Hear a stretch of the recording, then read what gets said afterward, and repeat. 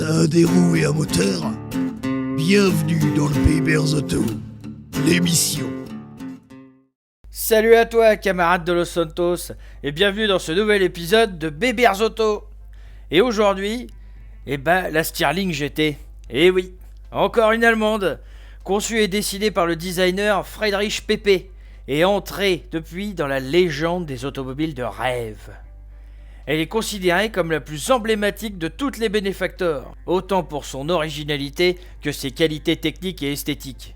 Mais en plus de ça, la Stirling fut l'une des premières voitures à être à la fois un véhicule confortable pour pouvoir traverser le pays et un véritable démon sur circuit. Elle fait sa première apparition au salon de Liberty City de 1955. Elle est équipée d'un châssis tubulaire, comme les motos, avec des tubes. Une alimentation par injection, des freins à disque et même des ailerons au-dessus des échancrures des roues. Tiens, regarde comme c'est joli. Le top de la technologie automobile de l'époque. Mais avec ces petites infos que je te balance là, ça me permet de te dire une chose. Parce qu'en fait, c'est ça l'intérêt d'avoir eu ces véhicules dans notre histoire. D'accord, écoute un bras, et aujourd'hui on les accuse d'être trop polluantes, trop bruyantes, etc., etc. Ouais, sauf que sans elles, et sans la course automobile, on n'aurait pas la clim, on n'aurait pas les ceintures de sécurité, les freins à disque, les airbags, bref. C'est grâce à ces modèles de course que nos voitures sont aujourd'hui plus sûres. Voilà. La boîte de vitesse de cette bagnole est manuelle. Eh oui. Même si la voiture était principalement faite pour le marché américain, eh bien sache que tu peux pas te la procurer en boîte automatique. Comment ça, pas automatique?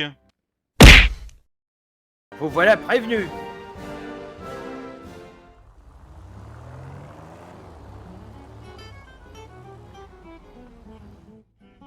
Bon. Je peux pas te parler de cette caisse sans parler des portières, bien sûr. Elles s'ouvrent d'une manière tellement bizarre, on dirait des papillons. Et c'est pour ça que les ingénieurs, ils ont fait ça parce qu'en fait, il y a un châssis, ce châssis tubulaire, le problème qu'il a, c'est qu'il est un petit peu haut.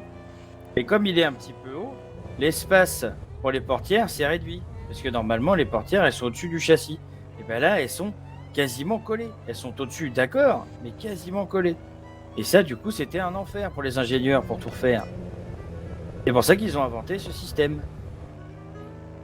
Un système assez curieux, somme toute, un système qui est très pratique. Mais ce système, il a un petit problème, c'est que, à un moment donné, quand il pleut et que tu dois faire une activité extérieure, quand il pleut, le problème, c'est que avec cette ouverture-là, t'as pas de système d'évacuation de flotte et tu prends tout sur la Quen. Pour te raconter un petit peu le palmarès historique de cette bagnole en compétition, il faut quand même que je te parle de la Pfister Panamericana. Une sacrée course. Cette bagnole-là, elle l'a gagnée. Elle a aussi gagné les fameuses 24 heures françaises. Elle a gagné aussi les 1000 miles du nord de l'Italie. Bref, elle a gagné des très grandes compétitions. C'est vraiment d'enfer comme bagnole. Et écoute la ronronner, c'est magnifique. Écoute un peu.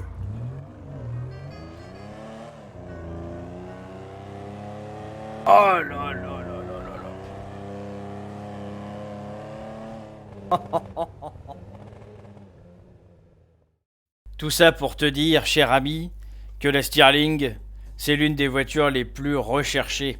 Elle est tellement aimée par les passionnés de bagnole qu'en 99, elle fut nommée la voiture de sport du siècle par un groupe d'experts.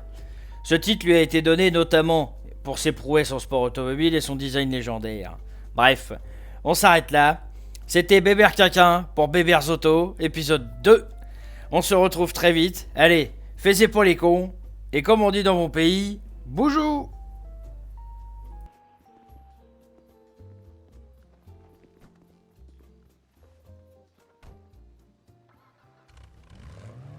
Bébert, les belles autos, Bébert, les belles autos, Bébert, les belles autos, Bébert, les belles autos, Bébert.